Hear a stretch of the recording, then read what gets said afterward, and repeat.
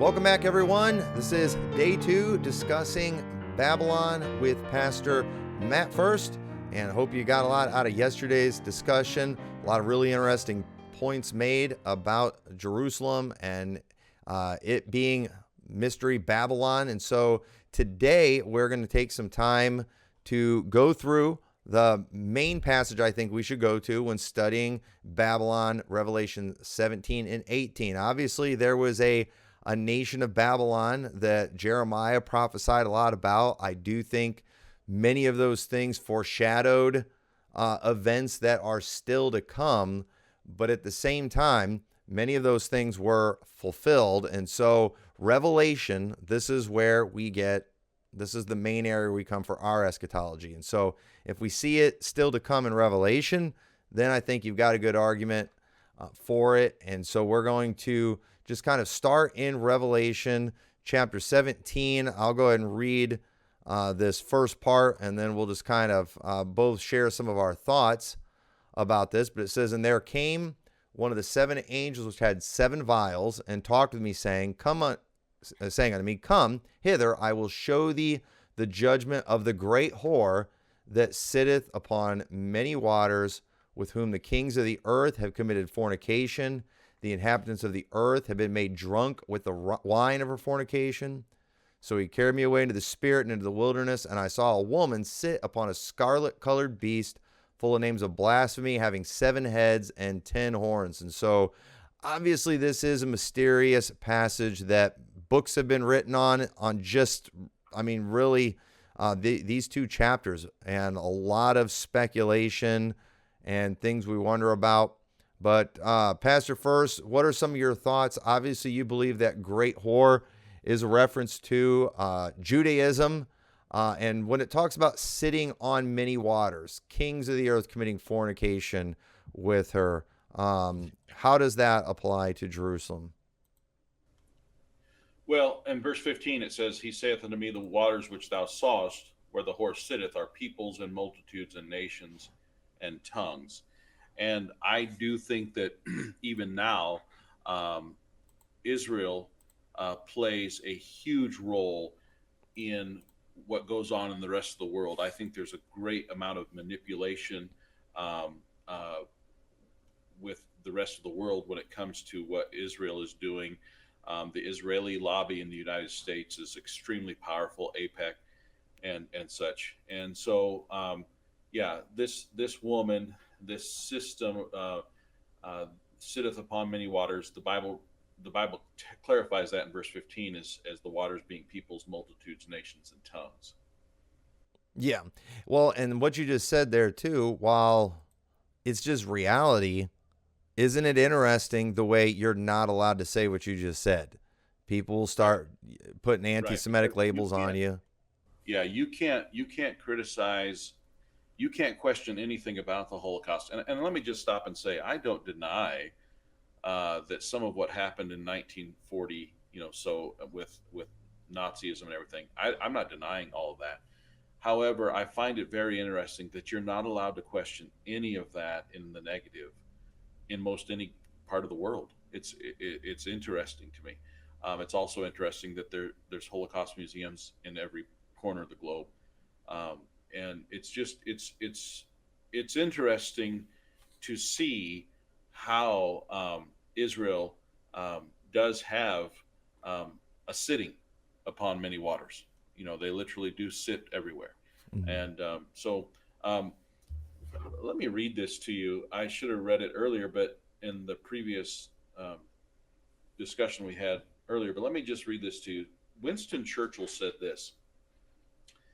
He said, "It may well be that this same astounding race may be at the present time in the actual process of producing another system of morals and philosophy, as malevolent as Christianity was benevolent. It would seem as if the gospel of Christ and the gospel of Antichrist were destined to originate from the same people." Now, I don't think Winston Churchill was a great guy, but he made that observation, and he was living in the 1940s. He was part of that whole thing. What I want to also point out in verse 1 of Revelation 17 is it says, "One of the 7 angels which had the 7 vials and talked with me, saying, Come hither, and I will show unto thee the judgment of the great whore. Now, in chapter 21 and verse number 9, the same angel, there came unto me one of the seven angels which had the seven vials full of the seven last plagues, and talked with me, saying, Come hither, and I will show thee the bride. So the same angel introduces John to the whore and to the bride. And I was saying at the previous program that I do believe when you get to the end of Revelation, there's two women. There's the whore and the bride, and we're all either one or the other. Every human being will either be in one or the other, the bride or the whore. And so anyway, that's just a commentary I have on the verses we've read so far. Yeah.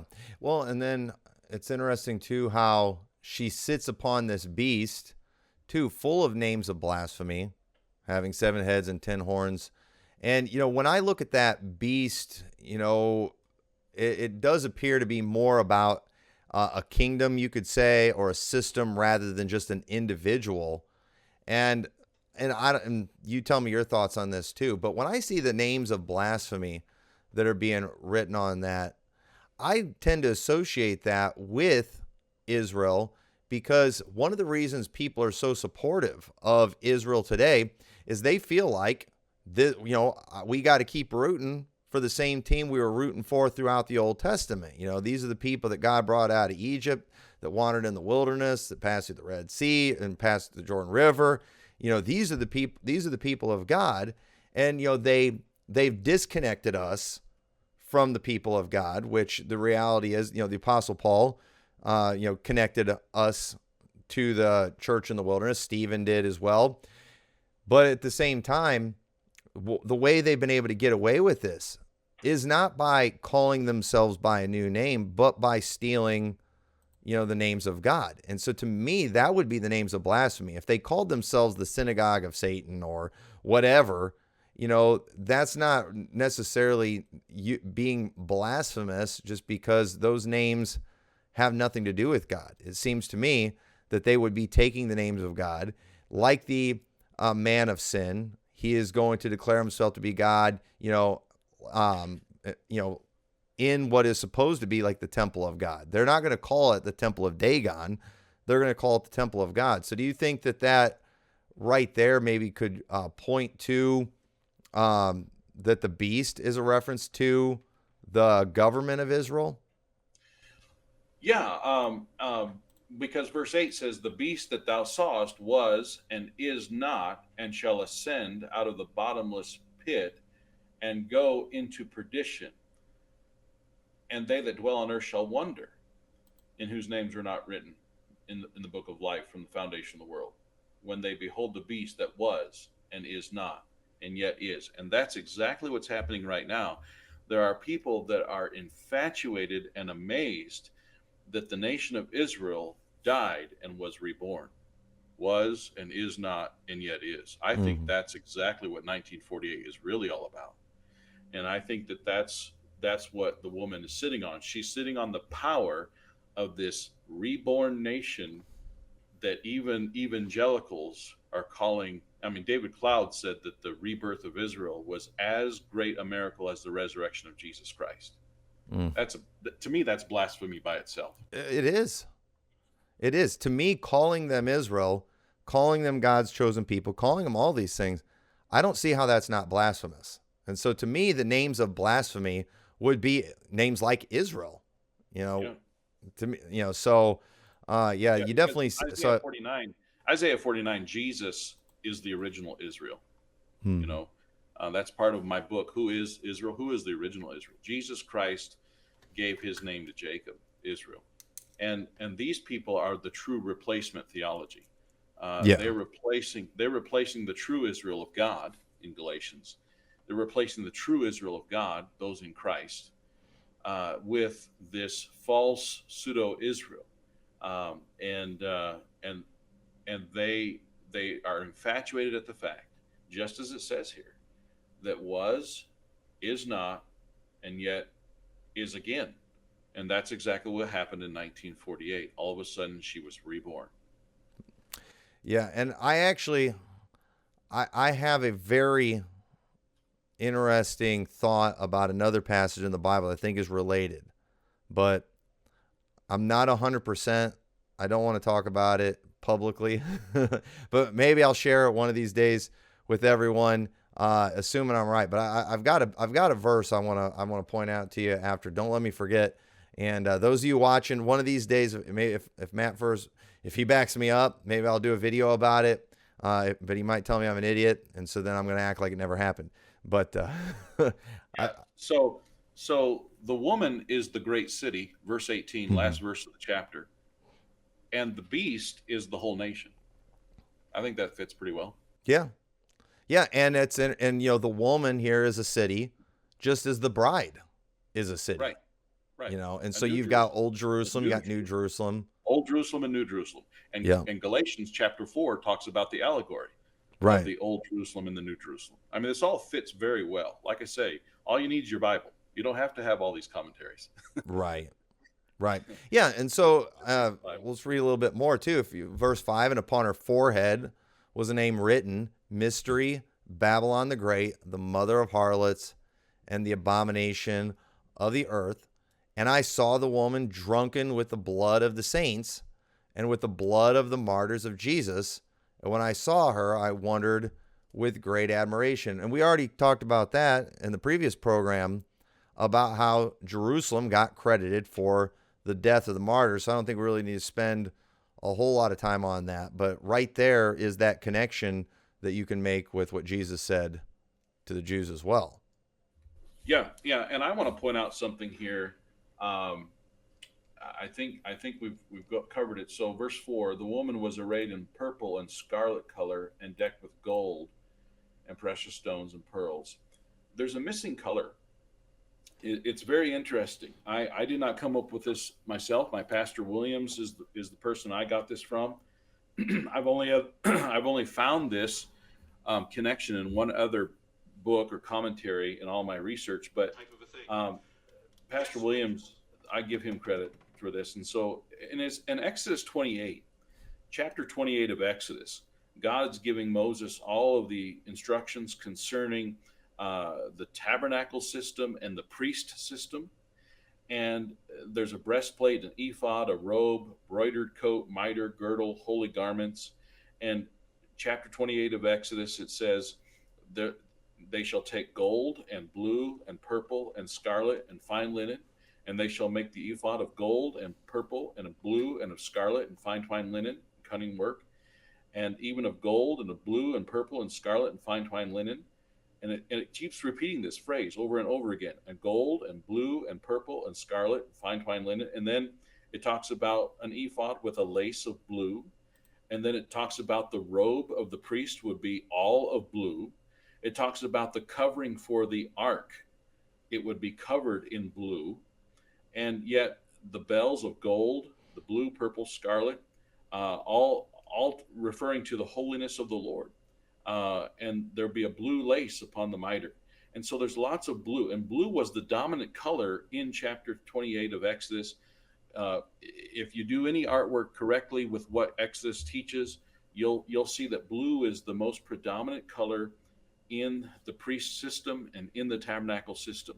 But what's interesting is when you go to Numbers chapter 15, verse 37 to 41, this is what the Lord spake unto Moses, saying, Speak unto the children of Israel, and bid them that they make them fringes in the borders of their garments throughout their generations, and that they put upon the fringe of the borders a riband of blue.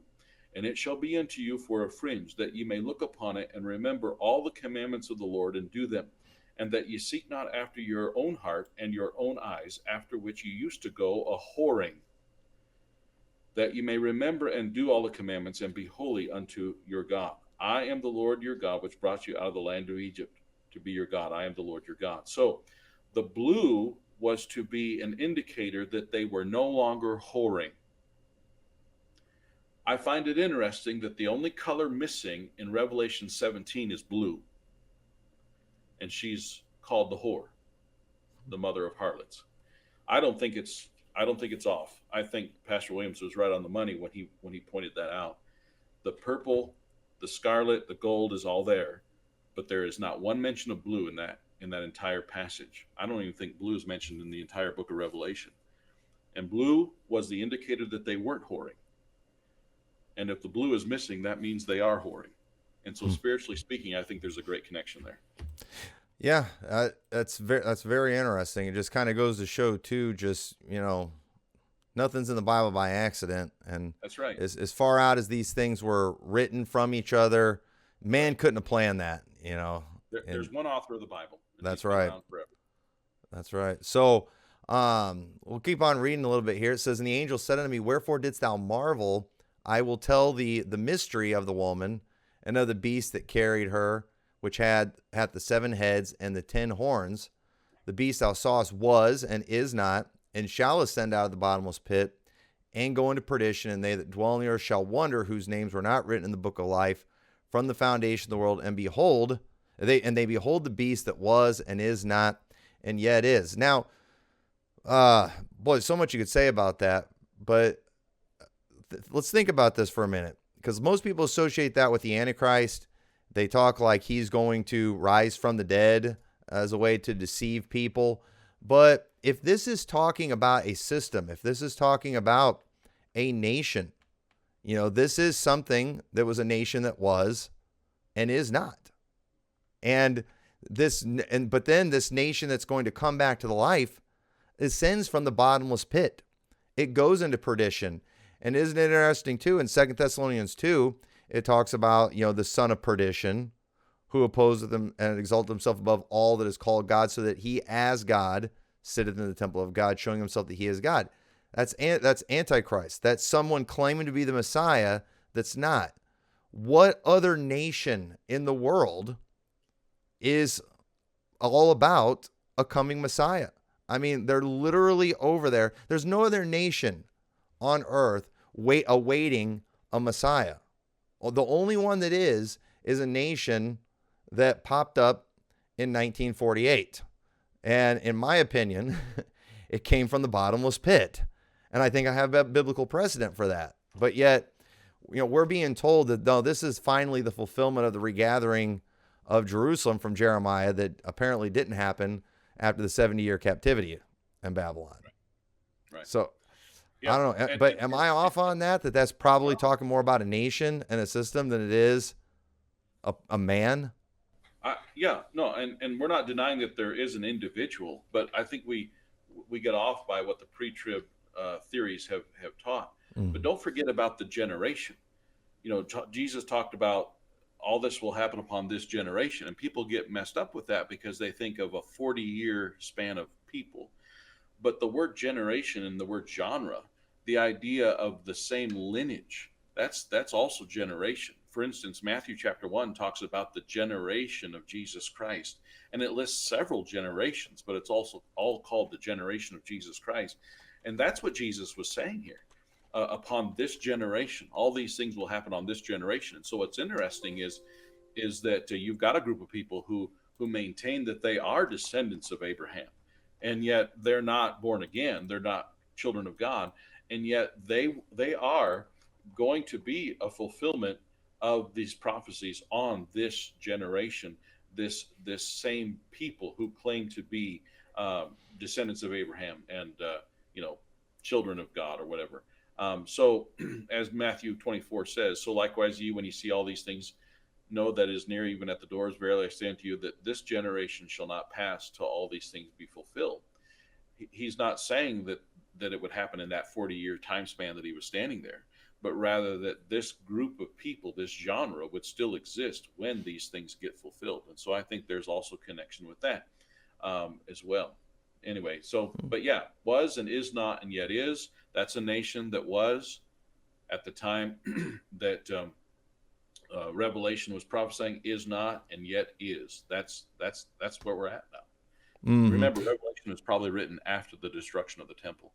I agree, and I think that verse right, yeah, I think that verse right there is it helps date the book of Revelation, assuming that's talking about Jerusalem. Yeah, because John knew that Jerusalem was not at the right. time of his writing. Right. Yeah, and so the next passage I want to talk about here in a minute, because people also use that to date Revelation before 70 AD, and I think they're wrong. But I'm going to go ahead and throw this verse out at you, all right? And if you can tell me in front of all my audience if I'm out to lunch on this. But in Romans 16, And there's a big setup to this that I won't even go into. I won't even go into the setup. I preached a message on this a while back, and I didn't even use this verse as evidence just because I wasn't sure if I was out to lunch on it. But Romans 16:20, it says, "And the God of peace shall bruise Satan under your feet shortly." So this is something that hasn't happened yet. And basically, I don't want to get sidetracked too much, but I won't even go into all the reasons why I think this way. I'll just tell you what I think that could be a reference to. But could that be a reference to the fact that Israel was and Jerusalem was about to be destroyed? That judgment was very closely coming for Jerusalem, who he spent a lot of time talking about Israel and how they were enemies of the gospel. I mean, they are the enemies that Paul referred to in Romans. And then here he's kind of giving them assurance that the God of peace is going to bruise Satan under your feet. Yeah. Surely. I think that's a reference to, I think it could be. I got a lot of reasons for it. I won't go into all of it, but is that even possible? Well, certainly. I mean, in context, read the book of Acts. Who was doing most of the persecuting of the church? Right, the Jews. Who was the enemy of the church? Who was stirring up trouble for Paul? And then First John, when it says, "Who is a liar but he that denieth that Jesus is the Christ? He is Antichrist that denieth the Father and the Son. Whosoever denieth the Son, the same hath not the Father." So who is Antichrist? Those who deny Christ. Well, who was the Antichrist? Who was the most Antichrist people in the first century during the time that Romans would have been written and Acts would have been played out? It was the Jewish people who had rejected the Lord Jesus Christ. And we hear so much. We hear verses like this one. Let me read it to you here. For many deceivers, 2 John 7, many deceivers are entered into the world, who confesseth not that Jesus Christ is come in the flesh. This is a deceiver and an antichrist. Look to yourselves that you lose not those things which ye have wrought, but that ye receive a full reward. Whosoever transgresseth and abideth not in the doctrine of Christ hath not God. He that abideth in the doctrine of Christ hath both the Father and the Son. If there come any unto you and bring not this doctrine, receive him not into your house, neither bid him Godspeed. For he that biddeth him Godspeed is partaker of his evil deeds. Now, you and I both know that the Jehovah's Witnesses didn't exist back then. Right. And yet that's the verse that is you can't receive a Jehovah's Witness in your house because they don't, they deny that Jesus is Christ and he is the Son of God. Well, who was the original?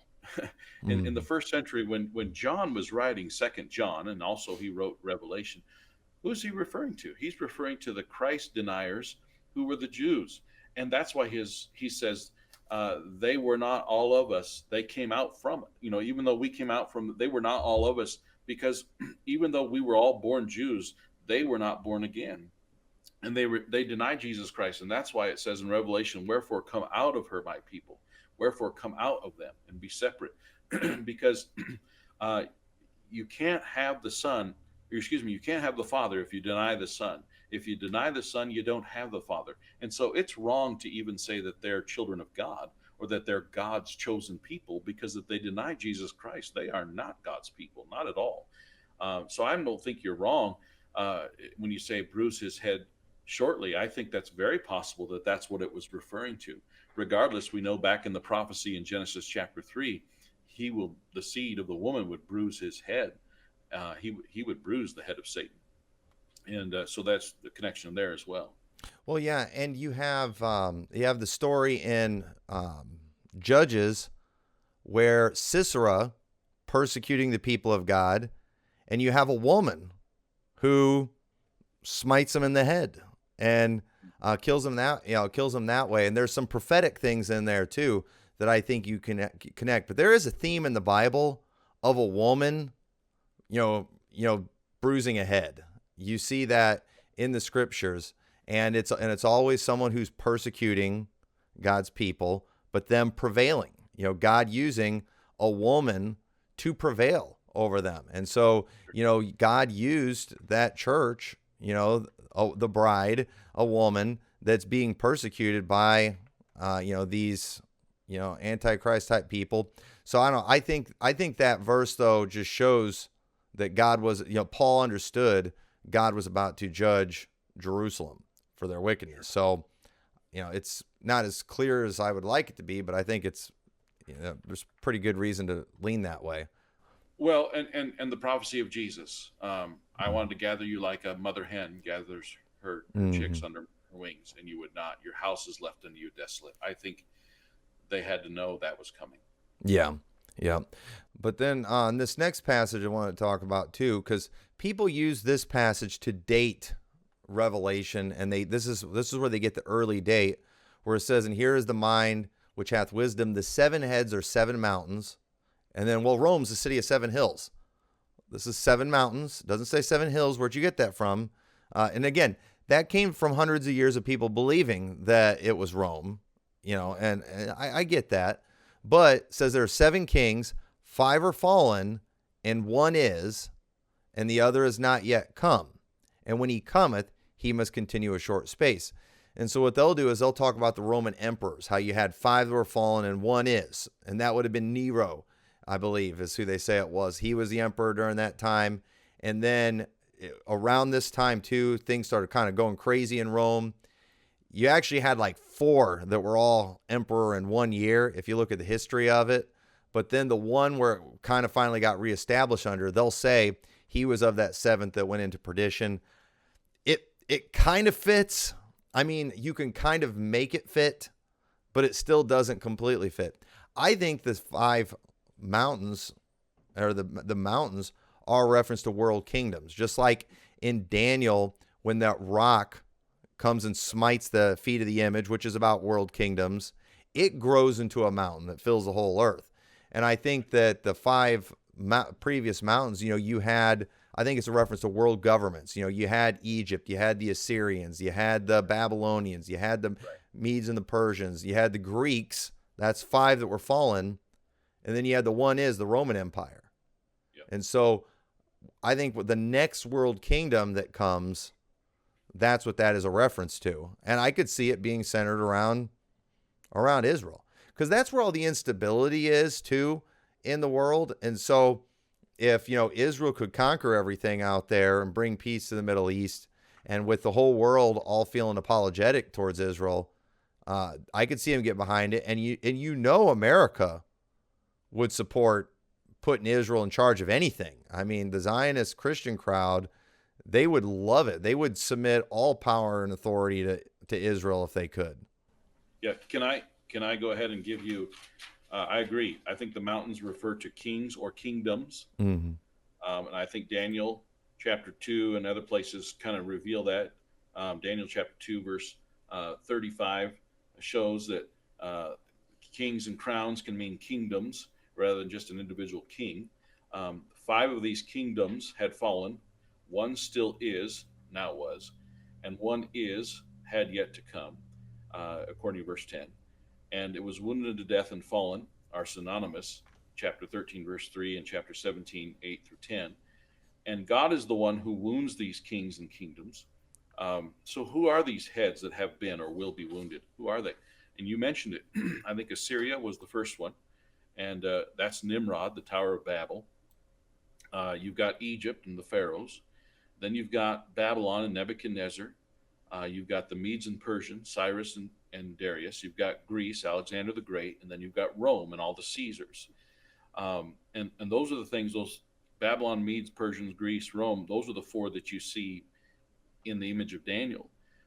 I think the seventh, Pastor McMurtry, and people can disagree, but I think the seventh has been an English dominion, starting with British Empire and the United States.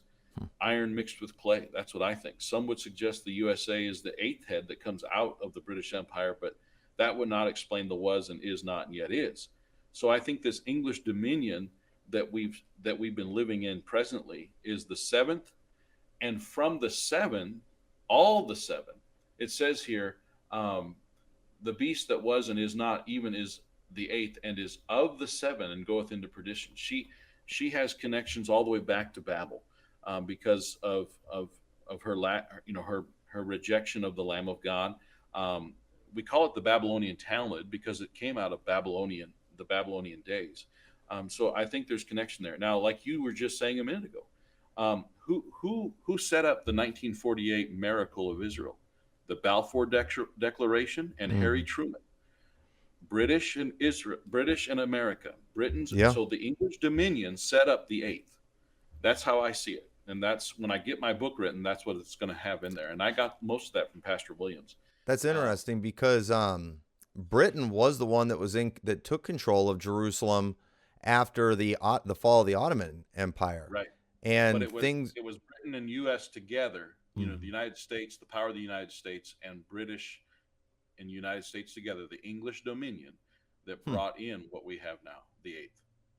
That's interesting, and we're definitely the main supporters of Yep. all that. And it is, and it sickens me to just watch Christians support this and to be almost be the ones making it happen. And when Right. you see Baptists participating in it just kind of makes you sometimes wonder as a Baptist if you're on the wrong side. When so many Baptists are supporting They're just something not. that's They're not that in ready. reality is going to be the ultimate evil that ever existed in the world. They have no biblical mandate to do what they're doing, but they think they do. Right. Jesus And the said, boy, "Go and into all the yeah, they He said, think go they into all the do. world and preach the gospel." That's what he said. He said, Yeah. "Go into all the world and preach the gospel to every creature." And somehow we think a secondary blessing to obedience to God is going to be to somehow coddle and favor as a lucky rabbit's foot and a talisman these quote unquote people of God, which I've already read in First John, cannot be the people of God if they reject Jesus Christ. They're not. They don't have the Father. But yeah, you're right. There are many evangelicals and many even of our Baptist brethren who despise you and I because we say something negative about Israel. And yet we're trying to uphold the true Israel of God, Christ, Jesus, and warn people that how can you support these people who are Christ rejectors? It doesn't mean that we're not trying to reach them. Our church supports a missionary in Israel. I hope he's preaching the gospel there. I know he's not going to be able to preach it as freely as I can here, but it's not like we hate them. It's Mhm. just that we don't put them on a pedestal the way that the Zionists have done. And it is not, you're right. They are bringing about, and it's Satan's laughing up his sleeve because they're bringing about this very prophecy. And the evangelicals in America, the John Haggees of the world, they're bringing about all this for sure. Yeah. Yeah, absolutely. Well, let's touch on some of these things, and we don't have a whole lot of time left, but I do want to touch on some of the things in chapter 18 because in the previous program, you talked about how it was kind of an allegory, and I do think it's important that you read it that way. Some of these things, if you get too ultra literal, it doesn't make a whole lot of sense. But it seems to me it would be your position, and I tend to agree with you, that what we're seeing here is while it's speaking of it as a very in a very geographic way, ultimately was just trying to show how this system that has ruled over kings, and in the last verse of chapter 17 says, "The woman which thou sawest is that great city which reigneth over the kings of the earth." So this system, this harlot system, has it's controlled kingdoms, it's affected things all over the world, and it's going to come to an end. It's going to be destroyed. Whatever this is has been around since the time of Abel, because again, they're guilty of the martyrs. And so in chapter 18, it says, "After these things, I saw another angel come down from heaven, having great power, and the earth was lightened with his glory, and cried mighty with a strong voice, saying, Babylon the great is fallen, and has become the habitation of devils, and the hold of every foul spirit, and a cage of every unclean and hateful bird." And I think that's too. It's just showing just the kind of the desolation of this area. And it says, "And the reason for all the nations have drunk of the wine of the wrath of her fornication, and the kings of the earth have committed fornication with her, and the merchants of the earth are waxed rich through the abundance of her delicacies." And so how do you think that, when it comes to a lot of these things too, people will bring up people becoming rich through her delicacies.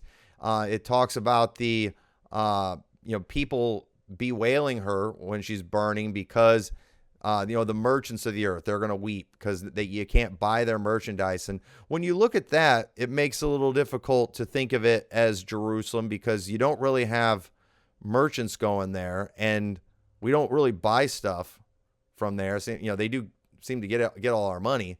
But what are your thoughts on that? Well, I think Tel Aviv is probably one of the epicenters of the computer world. You hear Silicon Valley, but I think Tel Aviv probably is in competition with that. And so I think the buying and selling and the trading is more cyber than it ever was.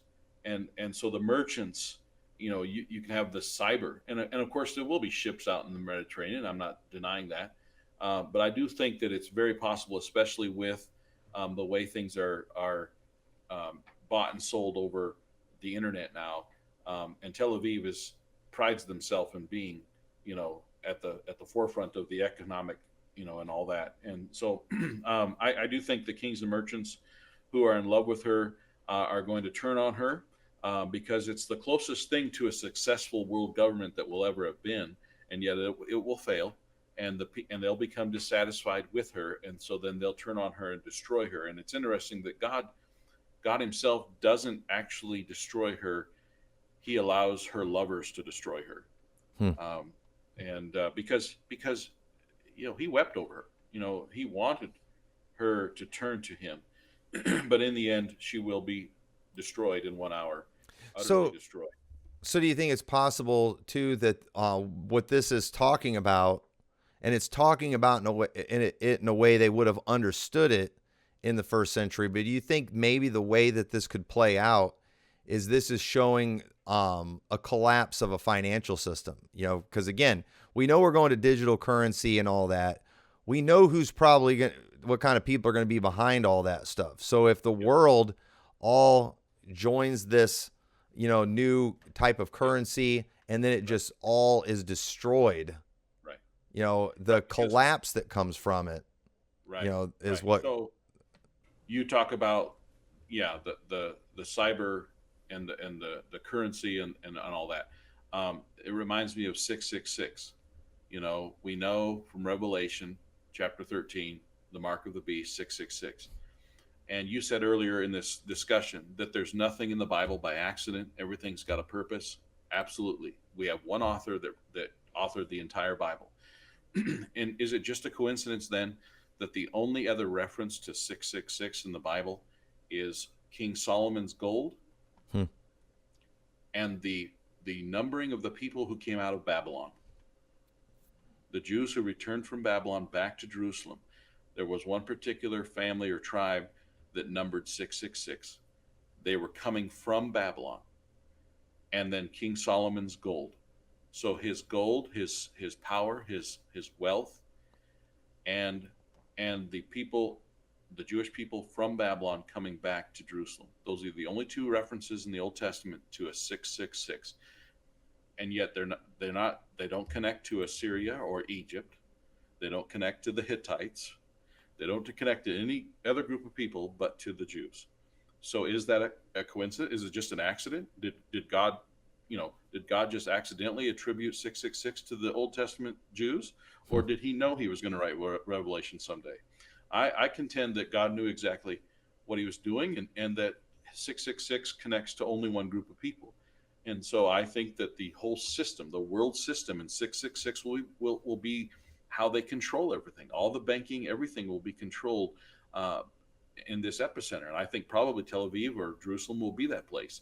And from there, all the system, the banking and everything will be under control. But eventually, as we know communism always does, it steals from each other, and nobody really is happy in the end, and they all kill each other. And that's what's going to happen here, is that the kings of the earth are going to find out that they're getting ripped off too, and so they're going to destroy her. That's my prediction of it. Okay. Yeah, no, it's a very interesting thought. And so I guess this is kind of the final thing we'll touch on. So in verse 17, it says, "For in 1 hour so great riches is come to naught, and every shipmaster and all the company and ships and sailors, and many as trade by sea, stood afar off and cried when they saw the smoke of her burning, saying, "What city is like this great city?" So, people often refer to that 1 hour like it's geographically going to get destroyed in 1 hour, so it's probably nukes or something like that. But again, could it be just that collapse of the system, or that both. just destroy? Because I mean, it's probably hard for us to imagine what would happen if, most of us, we've never lived through some kind of financial collapse. It's big news when just a bank fails out in Silicon Valley somewhere. But, if that were to happen, just to have a total global financial collapse, I mean, that would get the world's attention, and it would get the world crying. I can't think of any place in the world that if it got just destroyed completely, it's going to make the whole world cry that much.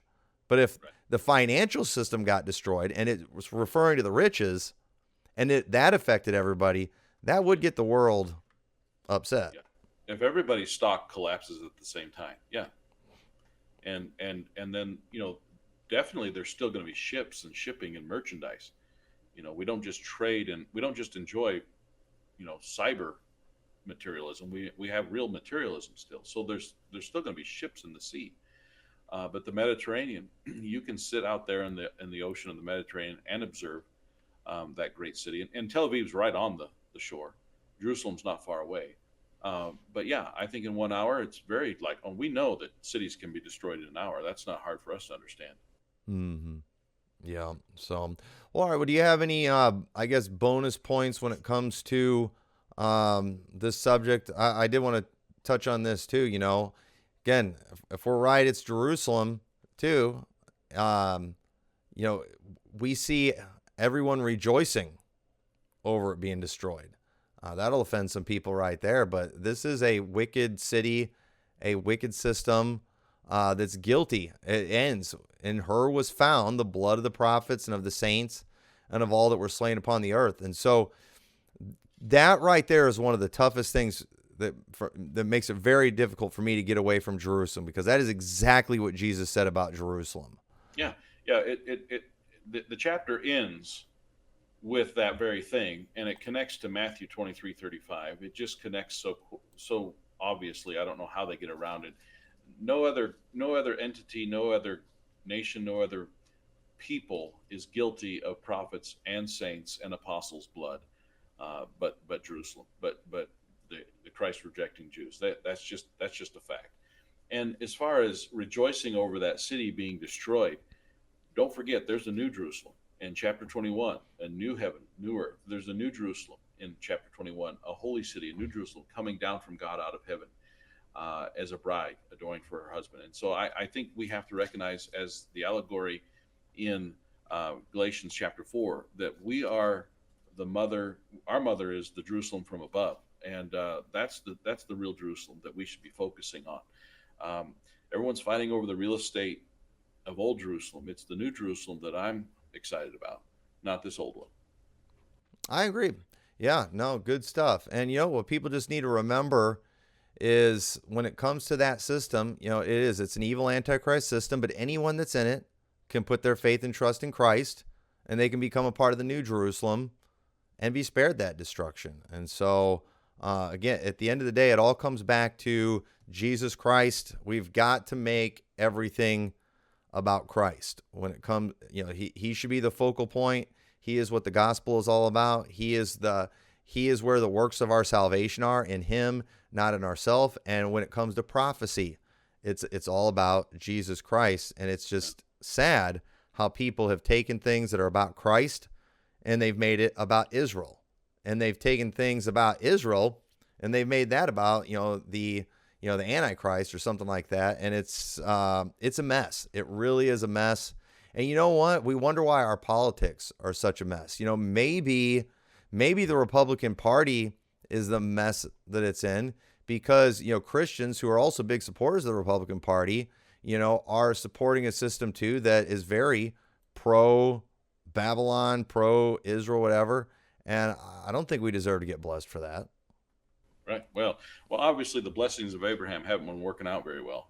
No. I mean, America has blessed the current nation of Israel millions of dollars every day, 11 million a day, I think, and it's not working out very well. Where's all the Trump supporters who were excited when Trump was in Jerusalem, doing his thing over there and promising stuff and starting an embassy in Jerusalem? I mean, how did that work out for us? It's such a baloney doctrine. It's such a doctrine of falsehood.